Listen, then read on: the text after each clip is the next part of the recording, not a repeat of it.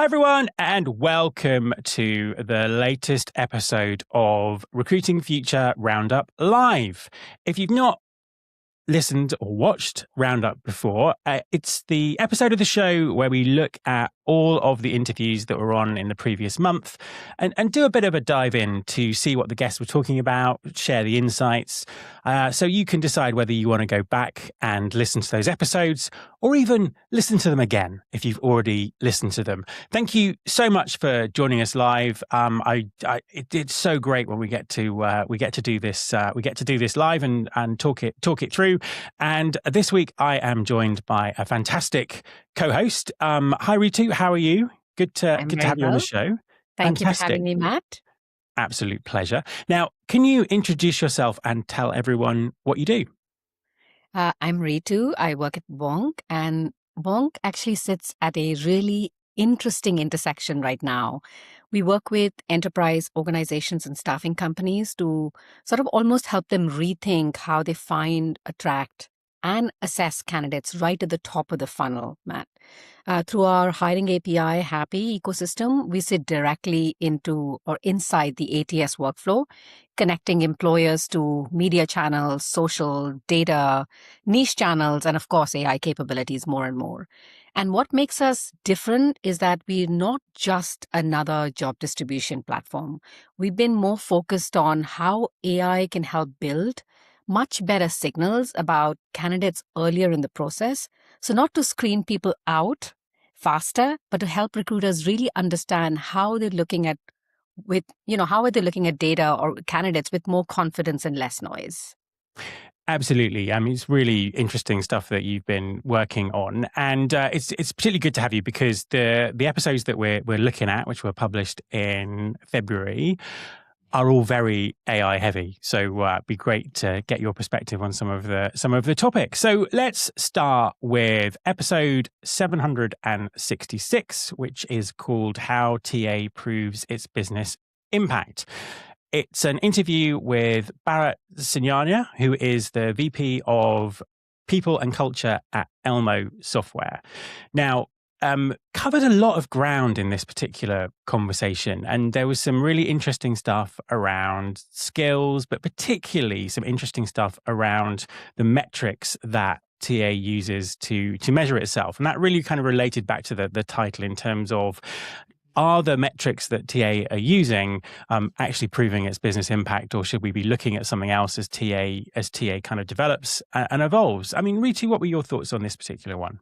I loved this episode, Matt. Speed metrics were never the right North Star. They just happened to be the easiest things to count, and that's why this resonated so much for me. Things like time to hire or cost to hire tells you how fast the machine is running. They tell you nothing at all about whether it's running in the right direction. And Bharat calls them hygiene metrics, and that's exactly right. They're the floor, not the ceiling. And the real question is, did this hire change the performance trajectory, or capability or risk profile of the business? That's the conversation TA needs to be having with the C-suite.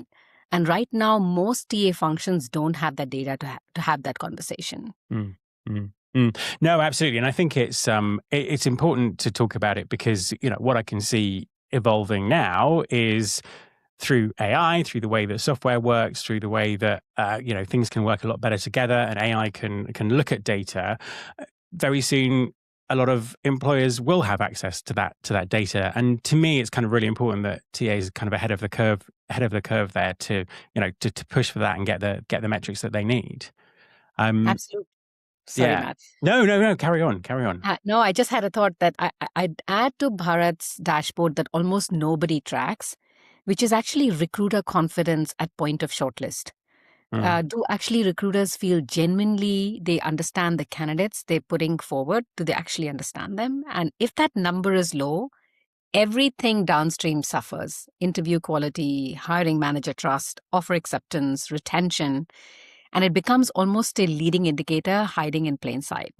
I think that's a really interesting point. And there was some interesting stuff there as well about talking about focusing much more on skills and outcomes versus job titles when recruiting. So it's a really, really interesting conversation and definitely one that I would recommend. Let's move on to the next one, episode 767, inside EY's talent strategy for AI and the future. Now, always great to talk to people from EY's talent team, EY's global talent team. I've always found them really kind of innovative in the way that they think about talent. So it was great to have Sandra Oliver on the show, who is the global assurance talent lead at EY. This was a really wide-ranging conversation, but there were sort of two key themes that came out of it. And we'll kind of take them one by one. So the first one was about how EY are branding not just themselves as an employer, but assurance as a career. For a new generation coming into the workforce. So some great work in terms of really understanding how people are thinking about work, how the early careers talent that they want to bring into their business thinks about their career, and really join the dots between what they do and those kind of needs, and really illustrating that this is a great career for people and that it's evolving. So some really kind of great and interesting employer brand work there, isn't there? Yeah, absolutely. And I love how they are doing a genuinely fascinating work around which more organizations, in our opinion, should be paying attention to it. So they're not just marketing EY as a great place to work. They're really repositioning what an audit or assurance career means in the age of AI. They're almost rewriting the value proposition for the entire profession.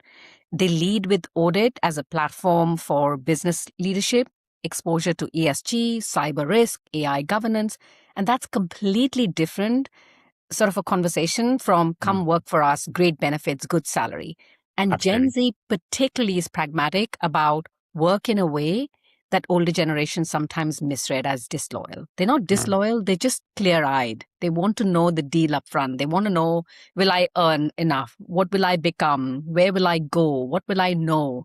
And I think these organizations like EY, what AI is doing, will win their commitment because they're honest enough to tell them, and also whose reality matches the story they're selling to. And I think that's truly fascinating what EY is doing.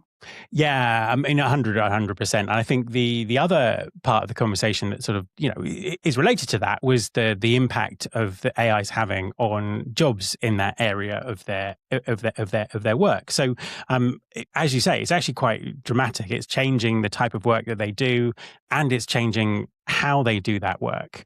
And I think in a world where all we sort of tend to hear about AI changing jobs is people not recruiting or people being laid off or whatever it is, there's very little narrative around upskilling and reskilling, which is essential for every company's workforce because things are changing so quickly. So really interesting piece there about how they're upskilling all of their workforce to be able to kind of embrace AI effectively in what they're doing, and they're thinking very carefully about that in terms of different approaches to learning, different ways of thinking, different generations in the workforce. So it was just great to hear a company actually talking about that because not many are at the moment. What do you think? Couldn't agree more, Matt. The organizations laying people off for AI efficiency are beginning to create a talent debt they'll spend years repaying.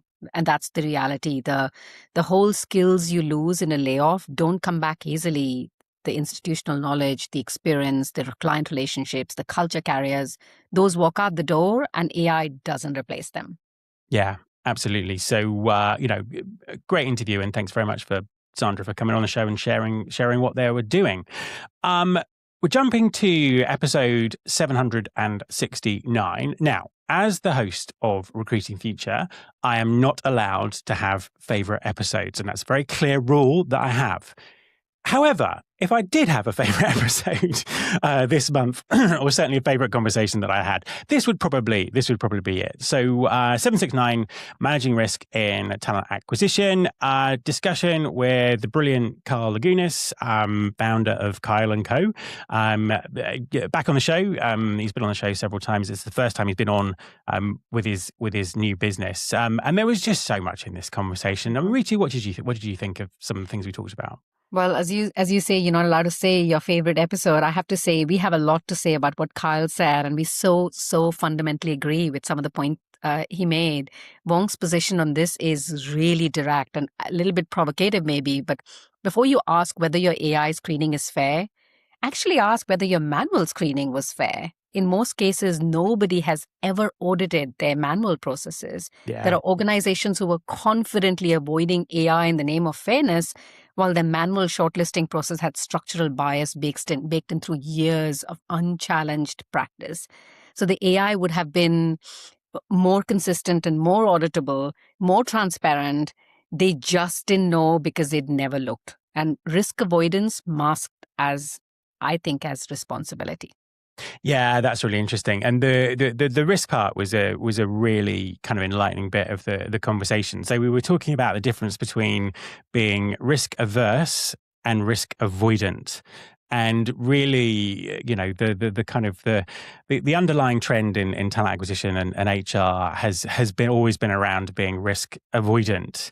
And it is a really interesting time because there are significant risks out there with AI, particularly if people don't know what's happening, or they choose the wrong provider, or they put it in the wrong place. There are significant ethical, regulatory, legal risks going on here. At the same time, this is a massively disruptive, innovative time. So if companies, as you say, continue to be risk avoidant, it's actually far more damaging than being risk averse. And and we dug into what being risk averse means, and Kyle's big kind of theme is around defensibility. So being able to understand the decisions that AI is helping you make. And I know that's something that's really important to VONQ, isn't it? Yes, indeed. We have built human in the loop as an absolute design principle. Those aren't just lofty words, not a feature.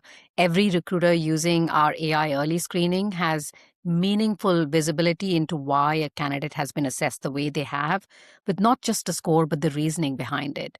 Because a recruiter who doesn't understand the basis for a recommendation can't possibly exercise genuine judgment.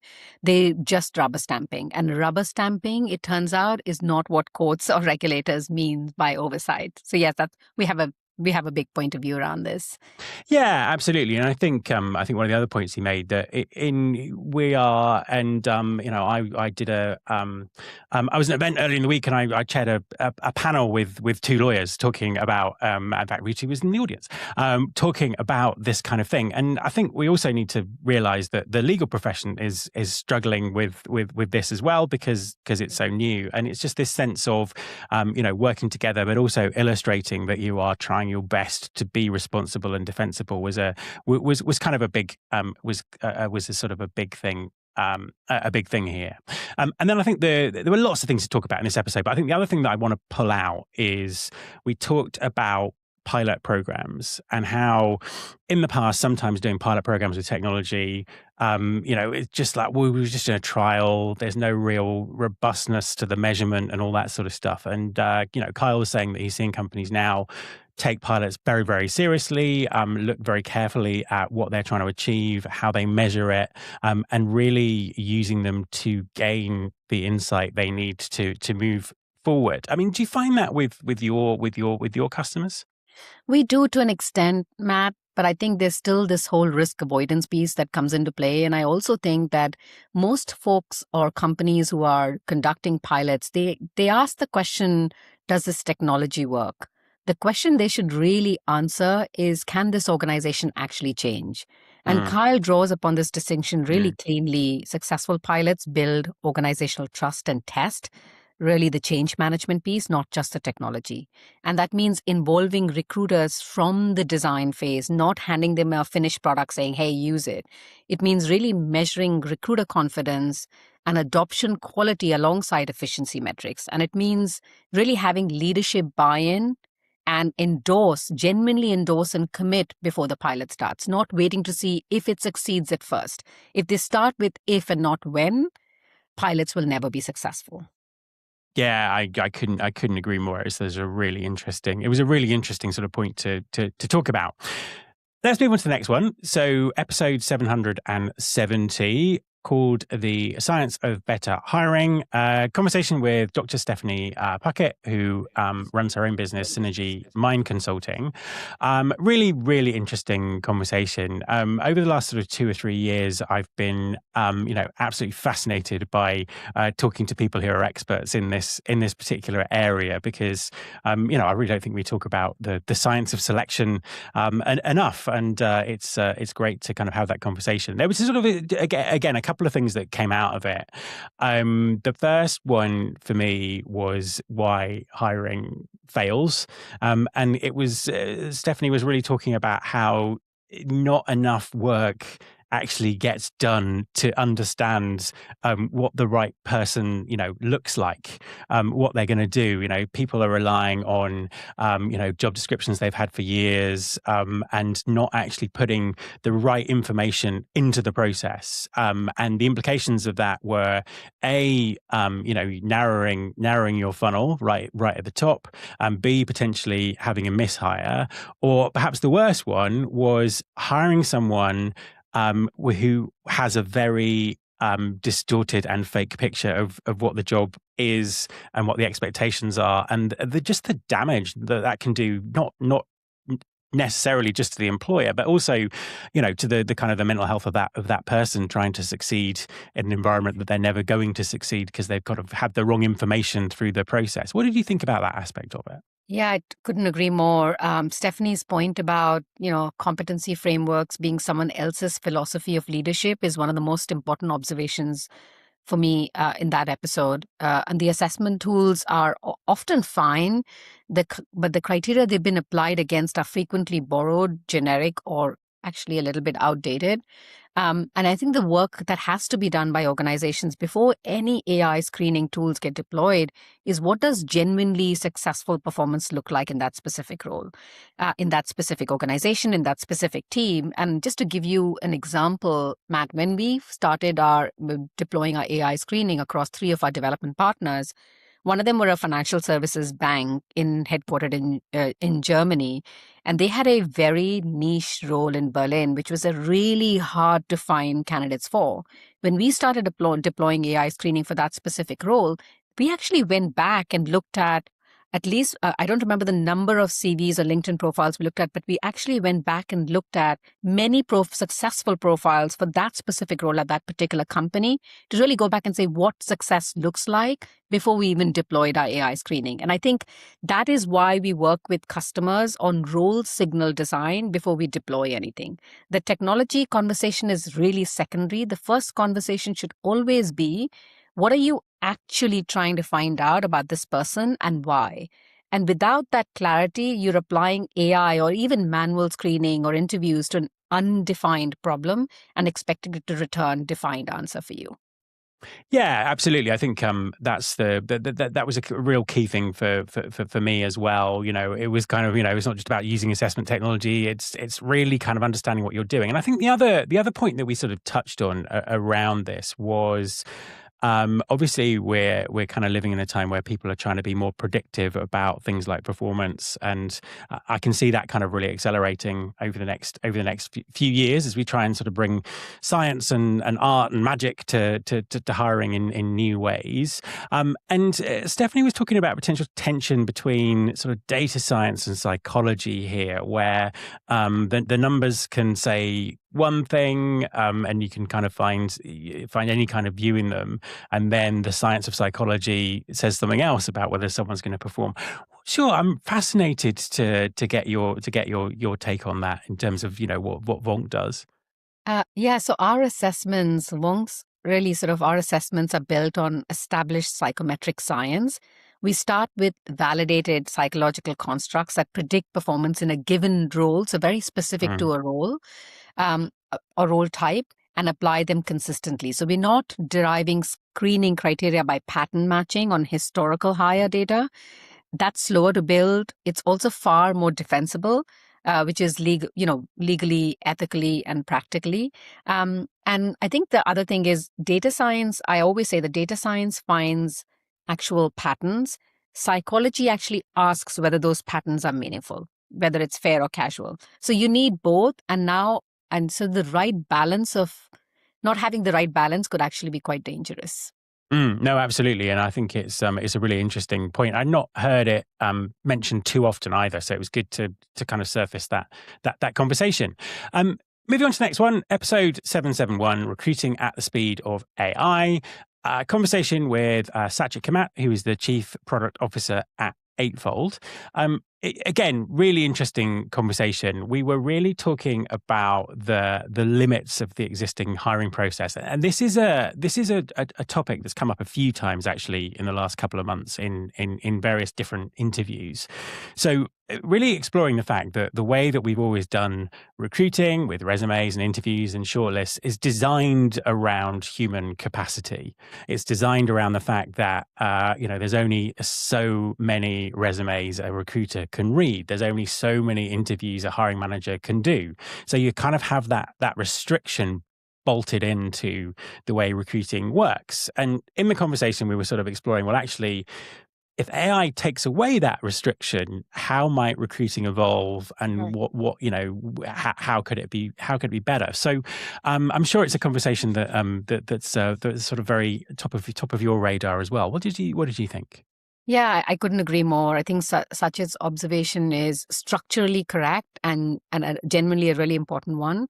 The opportunity VONQ is focused on is use that removal of human bandwidth constraints to give more candidates a genuine opportunity to show who they are, not to process them out faster, but to understand them better. And there's a real fundamental difference between we can now screen 2,000 candidates in a day to we can now give 2,000 candidates a meaningful early intersection or interaction that generates real signal. And first is really efficiency. The second is really transformation. I think that's really interesting because this is kind of currently, this was up last week as a post on LinkedIn to get people to listen to it, and there was pushback in the comments around the emphasis on speed, which is my fault because I came up with the title, and actually the conversation is much more than just about speed. But it did get me thinking that we've always said, well, you can have speed or you can have quality, you can't have both, and I think that this is actually about doing things more efficiently and quicker, but also better. I think perhaps AI can give us both of those things. What do you think?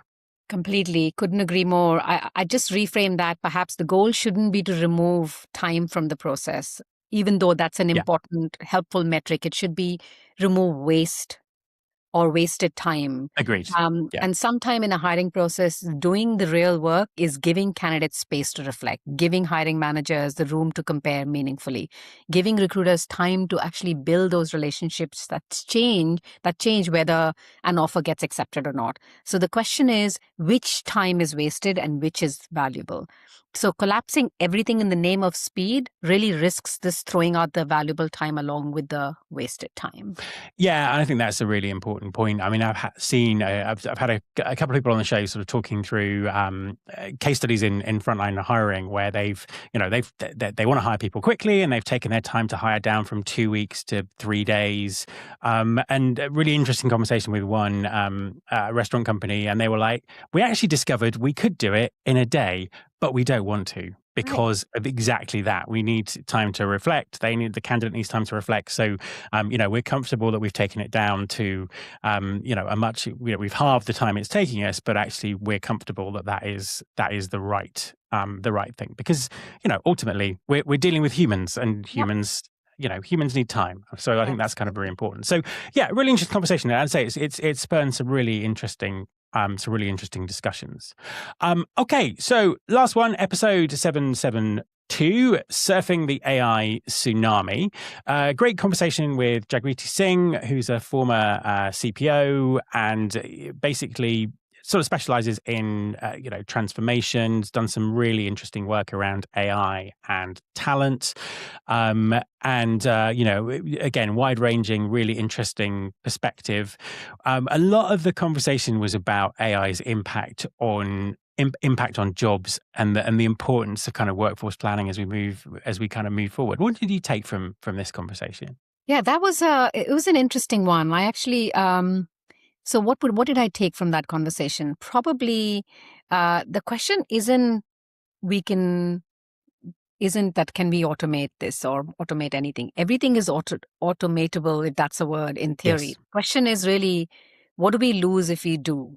And most organizations aren't asking that second question. So I think for me, that was probably the one that I took away the most from that conversations. That, Yeah. I think that. Yeah, and I think that's really the most important point. She was talking about using I think it was called the Humble work scale. She does a lot of work with universities looking into this, and it's kind of looking at automation across the board and working out where it's appropriate and where it's not appropriate. And to me, I think that is an excellent discussion for talent acquisition at the moment in terms of trying to understand what's appropriate, what's not appropriate to automate. We could automate the entire recruiting process and do it in half an hour if we wanted to, but that would not be a good thing, would it? No, not at all. So if you think about version 1 of a process, the transactional recruiter whose value is in moving process, whether it's scheduling, status updates, basic screening, coordination, that work is already being automated and the trend will accelerate, no doubt. If that's where your recruiter's time is going, you have a structural problem regardless of what you think about AI. Version 2 is really the strategic recruiter whose value is in judgment and relationships and business partnerships and employer branding and understanding where the hiring managers actually needs or what they need versus what's been asked for. So building those genuine relationships with candidates in competitive markets, exercising the kind of contextual intelligence no algorithm will apps ever be able to replicate. And that role is not going away. It's becoming even more important and more differentiated. Absolutely, I think that that is the best takeaway, I think, from talking about these episodes this month. So, Ritu, thank you very much for joining me and adding your perspectives to this. Lots of great interviews coming up on Recruiting Future in the next month. So make sure you are following the podcast, either on Apple Podcasts, on Spotify, or if you listen to podcasts anywhere else, because some of us do, make sure you follow it there as well so you don't miss out on anything.